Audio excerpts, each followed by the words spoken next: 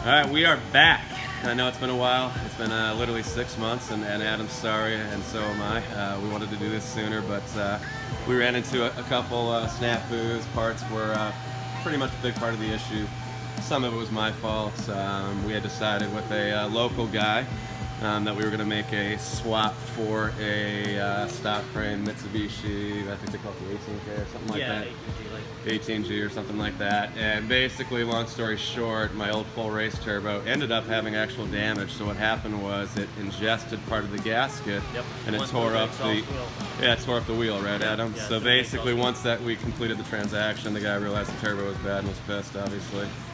So that deal was canceled, and then I ended up with I'm going to let Adam walk us through it, but it's an AMS output, right? It's, yeah, 30 yards. AMS is modified. STX500, I think they call it. That's what I think. So it's a modified GTX3076R Gen 2, so we're pretty excited. Adam's had it on the dyno already, like we did last time with the Jeep, so a lot of the tuning's already been done, which is cool. And we're just going to watch him do a couple pulls today, and then also pick his brain on the fuel pressure issue I wanted to do right now. So you said last couple days you were working on the fuel pressure, Adam. What exactly did you have to do to maybe walk us through that, if you don't mind? Your car has 3 pumps. Yeah, let's take a look. That'd be good. Yeah, so the viewers can see it. And we appreciate Adam doing this. He's busy, guys. You guys know. So. Don't worry about the battery. Yep. The radium tank that it's. I don't know if you guys can see it. Yeah, we can see it. It's got 2 pumps going in, and then the whole return system. The way it's wired in, it's all right. Yeah. But there was so much pressure coming off the factory pump that was in the tank, which is a 255 now. And what was in the tank? What was in there when you pulled the? Was it 455? It's 255. Okay. Yeah, well, bro. Okay, cool. The issue was that the return hose on the stock EVO 10 has a tiny little filter in there. That pass-off filter is another restriction. Okay. It's meant to do that so it keeps the pressure in line, and also so it draws it back from the other side of the tank. Well, that thing had to be hogged out. Okay, so you like kind of drilled it out then? Yeah, exactly. I don't know, 30 seconds drill or something. I think I've seen that online, yeah. Yeah, because this thing was, when you fire it up, the pressure would get up to 65, 70 psi, and it wouldn't come down. Which isn't good. So that was the base pressure. So. Yeah, and Adam can keep an eye. We got the gauge in there. And for reference for the viewers, what should it be on startup? Ideally, PSI wise. With the car off, 3 bar. Okay. 43, 45 psi. Okay. With the vacuum on, 37, 38, depending on the vacuum. Yeah. So we were approaching a double. Which it was double, and that's where the drivability was complete shit. Idle was ass. And you noticed that. That's why the car would die. Yeah. When you let off on the big end, because it was flooding itself. Yeah. It tried to pull all the fuel out of it, but it was just physically so much pressure that it still wouldn't do it. So that got sorted, and cool. That's it. Problem went away. So Adam took care of that, which is huge, and you all don't know. So pretty much since I got the car back off the motor build a couple years ago, I've been struggling with that fuel pressure issue and the car dying out all the time, which isn't convenient. So yeah, I've been following its face, and I was also told that the cams that I have in the car aren't as big as I thought they were. They're the AMS TMP cams. So Adam says it's a nice, cam for the street and a road course, and nice mid-range, and it should be nicely paired. Lights up the turbo very nicely. Yeah. Quickly. Yeah. So without further ado, anything else that we should know? I know Adam, you said you replaced some heater hoses related to the fire. Yeah, all kinds of stuff was damaged over there. Shifter cable. Shifter was melted. Okay. The cage itself around it, and water got in there and rusted it. Okay. The actual linkage was rusted. Makes sense. A bunch of small stuff in the back end, but no wire damage. None of that. Which is huge. Nonsense. I mean, overall, I'm feeling pretty lucky. I don't know how you would feel based on. Oh, you got away clean. Yeah, I think we did too. Got away lucky. So let's do it. So we're gonna jump in the car, do a couple pulls with Adam, and see how it's doing here. He's just making some final tweaks, and we'll go from there.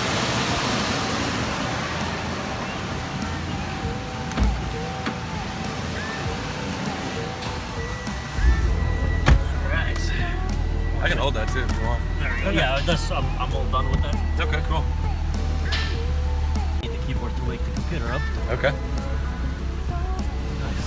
So Adam's got his new setup, which is a lot more convenient than the old one when we did the Jeep Dyno earlier this year. So this is pretty cool. Just operates it with his wireless keyboard here.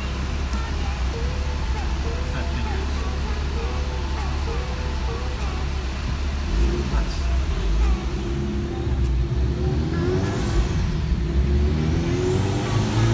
Clutch still feels okay, Adam? Cool. Yeah, it feels legit.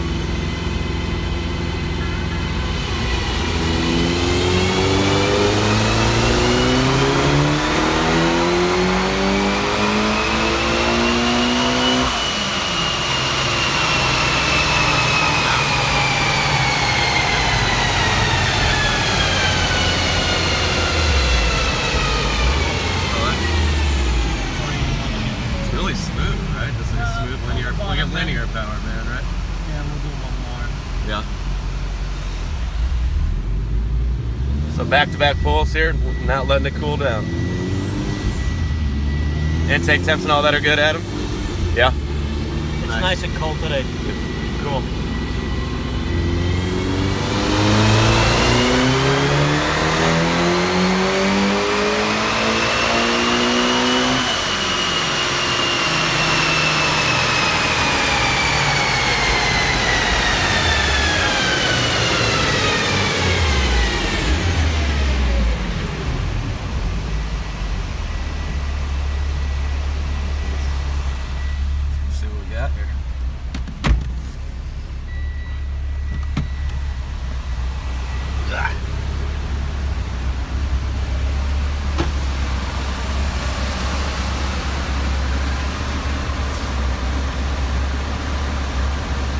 You guys can see what we were running with, what, 31 and about 32 pounds a second, right? Yeah. Look like peak. And that's off a map sensor, Adam? It's off a map sensor that's wiring. Yeah. Through all the data.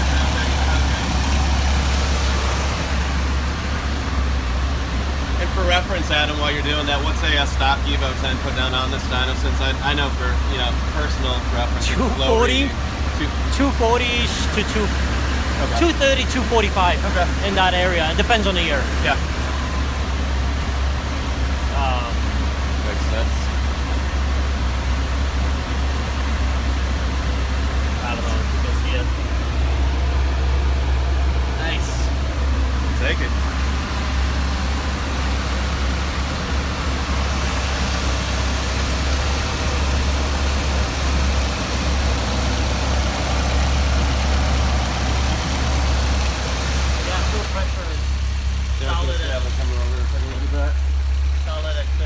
And notice it didn't stumble or fall on its face after you got done with the pull, which once again, for the viewers out there, is a big problem for me the last couple of years. And yeah, you're right, it's steady.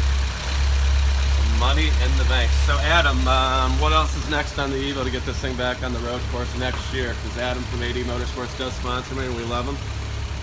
So what's next on getting this thing back on the road course? Some serious brakes. Which we have, right? Yeah, brakes, we'll be sharing suspension. in future episodes. Surprise there. Maybe a couple seats in the car. Yeah, that's what I was thinking too. And some sort of a 4-point or 5-point harness. Now, do you think I need a back half cage, Adam, out of curiosity, or full cage with the seats? It's safety, so by all means. Would you weld it up for me? I don't want to. But, he doesn't want to. He's a welder, but he doesn't want to. And get rid of all the airbags out of it, just for the sake of getting rid of them. Yeah, so they don't blow on us. Yeah. Well, nice. Well, cool. Once again, we want to thank Adam for letting us shoot this quick video. I was a little late getting up here, and sorry we didn't have as much build-up, you know, as we did last time with the Jeep and stuff. But we were just excited to get this thing in, and I've been busy with the baby, truthfully. So, with that being said, I will check back in with you guys shortly, and we'll see you later.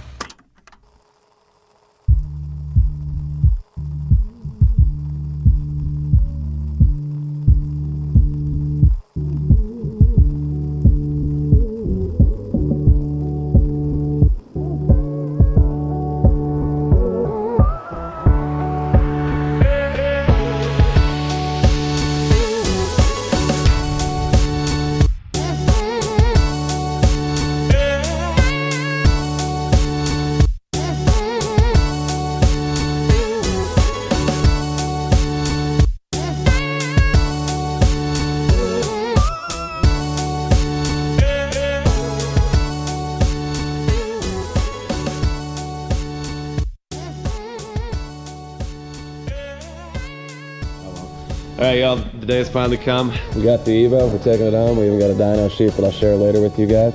We got Adam, the magician, who's worked his magic with this thing. It's been 6 months, but it's been 6 months of just doing a lot of little things. So I thought before we take it home before Thanksgiving here, and Adam's getting a new shop, by the way, so stay tuned for that. But maybe we could just walk through quickly. I know we did briefly the other day when you were rushed and on the dyno, Adam, but if you could kind of just walk through, you know, what was done to the car in all over the, you know, the last few months while we were putting it back together from the fire. cleanup of the actual damage. So It was caused obviously in the back, as you guys seen. we had oil go everywhere, is what Adam's saying. Conic hoses got charred, shifter cables got fried. Obviously all the oil lines, some of the heat shield. Oil lines and coolant lines as well. So we had multiple types of fluids were burnt, right? In the back of the motor. Okay. So there was a little bit of damage to each one of them. But no wiring harness for the engine or luckily the heat shield done its job and blocked whatever fire was happening. Sure. There. So no electrical damage. Nice. Spark tech, as you've seen, came off. Yeah, so we took that out for just wasn't needed at our power level. For our purpose, yeah. Okay.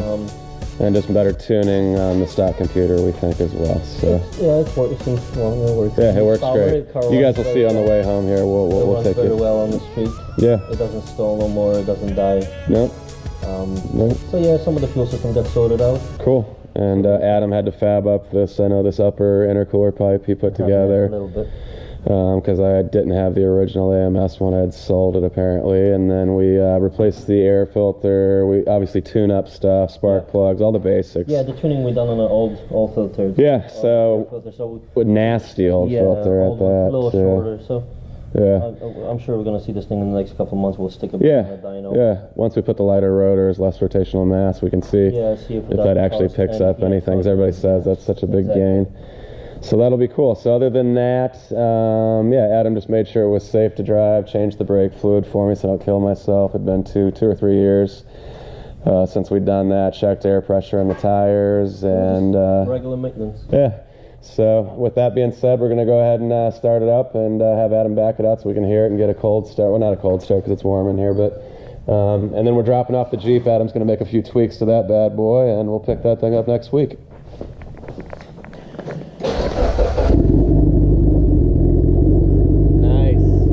Welded the exhaust too, so we had an exhaust leak. So that sounds a lot better right now. Way better. It sounded so bad before. Little things just bug you, like that? Yeah, I know. Yeah.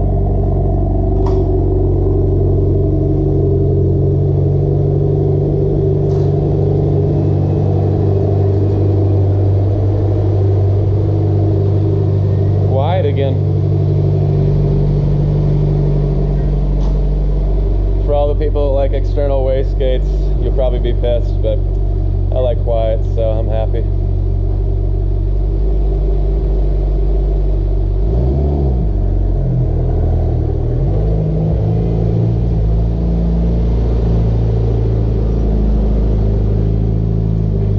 We definitely got to get her a bath too, because she is dirty, so bath for sure. And DLC. yeah, so we'll do that today, and I think that's about it. So I want to say thanks to Adam again from AD Motorsports for helping me out. It's my guy. Give him a hug for Thanksgiving as well. And we'll check back in the car with you guys in a bit for some pools. So see you in a bit.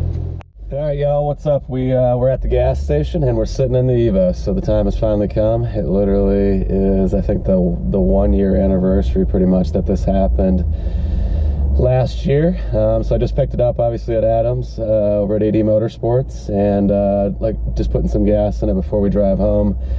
About a 40-minute drive, so I figured I'd give you guys my impressions, because we will be going through stop and go traffic, some fast stuff, some slow stuff, and we can see what we think of the new setup and talk about it a little bit. So let's do it. Start it up and let's go.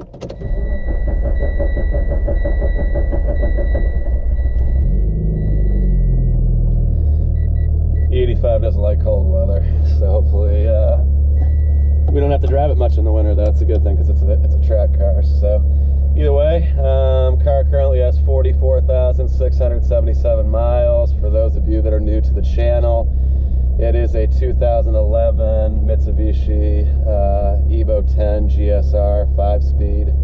I bought the car new in 2011 when they're actually difficult to find and nobody had one. Today, fast forward 6-7 years, obviously they're everywhere and everyone's got one. So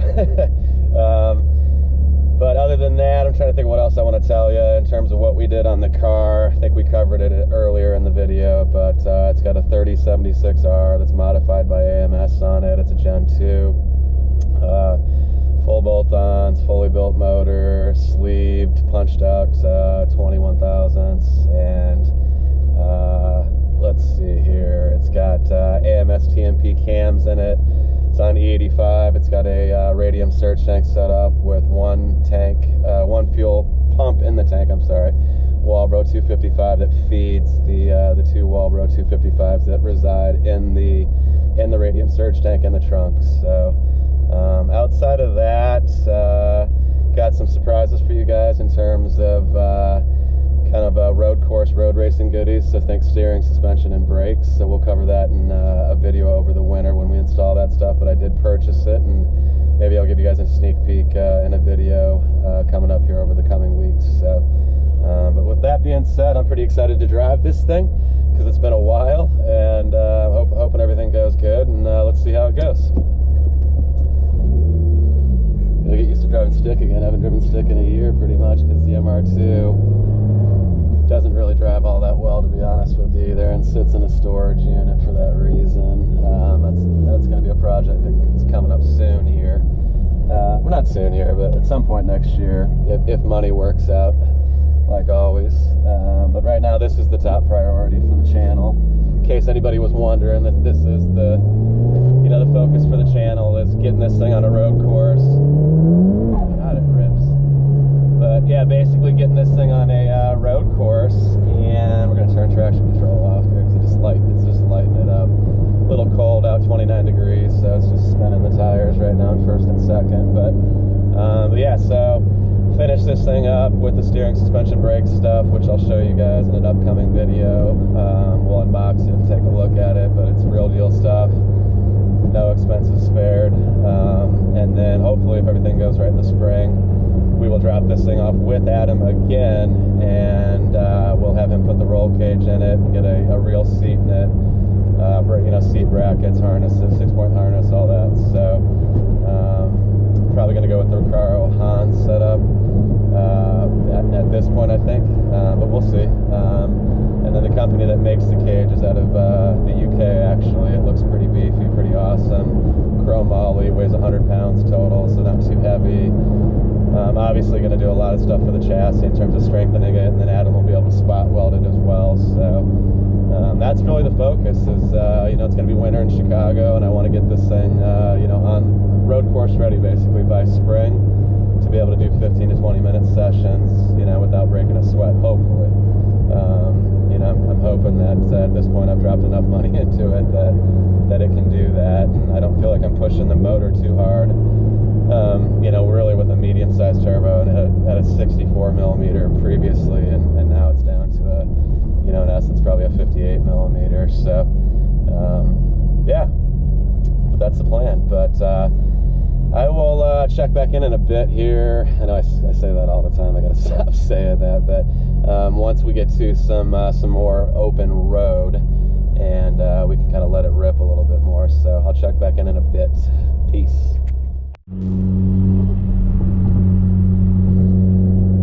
Alright, back. So I've driven it probably, 5-7 miles, and I gotta say, it is awesome. So, first of all, some big changes that I'm noticing.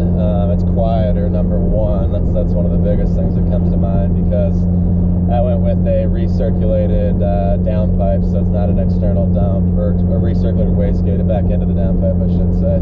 I went with the Tomei downpipe, a pretty nice unit. So we did that, and I think the other thing that I noticed right away, obviously going with the smaller turbo on my 2.2 liter, is that it spools a lot faster. So I mean, you don't have to rev the piss out of it to get in the power range, and I know that goes without saying, but it's pretty nice, especially on the street. And I can imagine, with that really flat torque curve that it had, that you guys will see in the video as well, that it's going to be awesome coming out of turns. Predictable power. It's not going to be real surgy or peaky, where I lose control of the car in a turn because boost comes on. So right now we're running a 31 PSI peak in it, and I won't run that on a road course. I probably will run, to be honest with you, 22 PSI, or pretty close to wastegate minimum. I just don't need that much power in the car. That should still be good for, right around 400 wheel on his dyno, which is about 450 on the dyno jet. So, given the EVO 10 is heavier, I think it's a good power to weight ratio, and I was happy, know, with the car previously when it was at that power level on the stock engine. So I think other things that I notice are that it doesn't die out anymore so far. So go Adam, thank you Adam.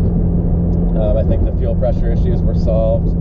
We had a really crazy high base fuel pressure, especially on cold start or after pulls. The fuel pressure would spike, like Adam said earlier in the video, like crazy. So that would just cause the car to get flooded, fall on its face and die out, and then it was really hard to restart it. So that happened, but I think outside of that, we should be coming up to a section of road here where we can get on it. So that'll always be fun, and we'll see what you can really do. And kind of, you know, row through gears 1 through 4.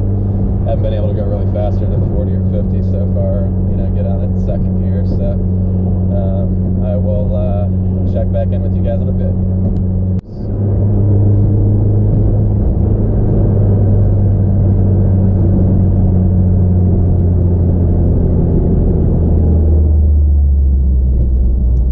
And we're gonna have to pull over and let these people pass me, so we can get a nice little exit. We're gonna let everybody go here, so we have a nice little some space in front of us, because well, this thing needs it. So here we go. Let's see what this thing's about. We got a Corvette coming here, an old Corvette, and a work truck. But after these guys go up to, that thing sounded good. Damn. We'll have to see how she does. Give us a little more space here. Okay, here we go. We're not gonna launch it because it's cold and pointless right now, but we are going to roll into it. So here we go, guys. Let's go.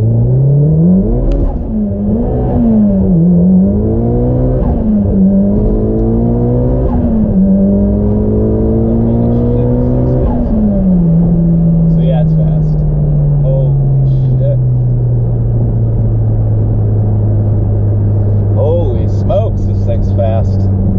It literally was just lighting up first and second, and I couldn't even get it into second because it was just bouncing off the rev limiter, and I'm out of practice, to be honest with you. So my timing's a little off after 12 months of no manual transmission, but wow, that was, I'm not going to tell you how fast that was, but you can imagine. We went through 4 gears to top a red line in Mexico, but man, my heart's racing a little bit. So it's still a monster. I thought that it would be quite a bit more tame than the old full race setup, which would torque steer like a front wheel drive car under boost, which was putting down 650 to the wheels on a Mustang dyno, probably 700 on a dyno jet. And I gotta say, I mean, this thing's making a ton of torque, and it's making peak torque at I think 4,000 RPM or 4,100 RPM. It's making peak torque, but it's making 31 PSI of boost by 3,000 RPM. So needless to say, it still torque steers pretty crazy in first and second, and it's a lot to handle still, for sure. So, but in a good way, So hopefully we get a chance to rip on it a bit again, but I got this truck in front of us, so we'll see what happens. But it would be nice to get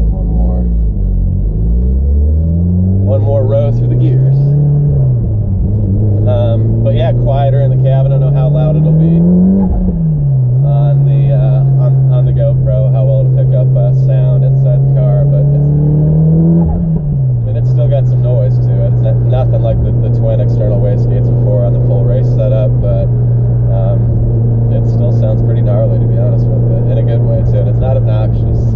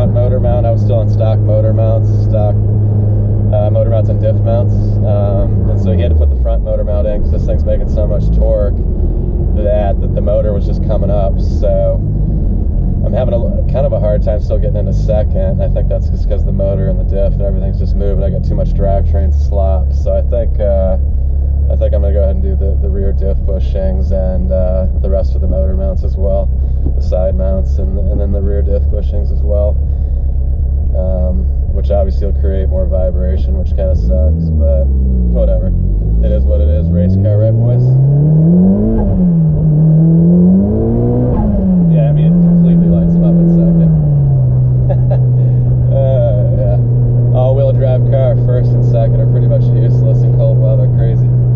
Good problem to have, good problem to have. But on some sticky rubber and some warmer weather on the road course, it's good. You know, and obviously much less power on the road course. This is just my around town fun tune. And, you know, if I decide to take it to the drag strip or the half mile just to see what it could do for fun, this is what we'll run the 31 PSI peak. I think it holds about 26 to red line. And it'll make power till about 8,000 RPM. And then it starts falling off, because it gets out of its efficiency range. But I think that's about it at this point. I think I'm gonna let you guys go. Hope everyone has a great Thanksgiving. Obviously I'll release this video this weekend, you guys will see it. Hope everyone has a great holiday week with the family. I will be making more videos now that I have this car back, and it is winter, so keep that in mind. But we will be doing the steering and suspension stuff. We will be doing the roll cage with Adam, which I'm sure will take a few weeks in the spring. And we will be doing, I'm sure we'll be doing the MR2 at some point next year as well. And then obviously checking back in with the Jeep. I'm waiting for a better transmission option to come out for that thing. And then we can turn the boost up, build the motor, and throw the, you know, the built transit motor in it basically. And then turn the boost up, excuse me. Which will be awesome. But for now, there really isn't that many great options out there, it seems. So we're just gonna hold tight on that thing and enjoy it at, you know, where it is today, which is, you know, as fast as the new Jeep, Trackhawk already. So if you haven't seen the Jeep, check out my old videos on the page. So I appreciate everyone that subscribed thus far and watches the videos and leaves comments. More importantly, I love the comments. If you guys could help out, that'd be great. And like I said, we'll check back in, and happy Thanksgiving.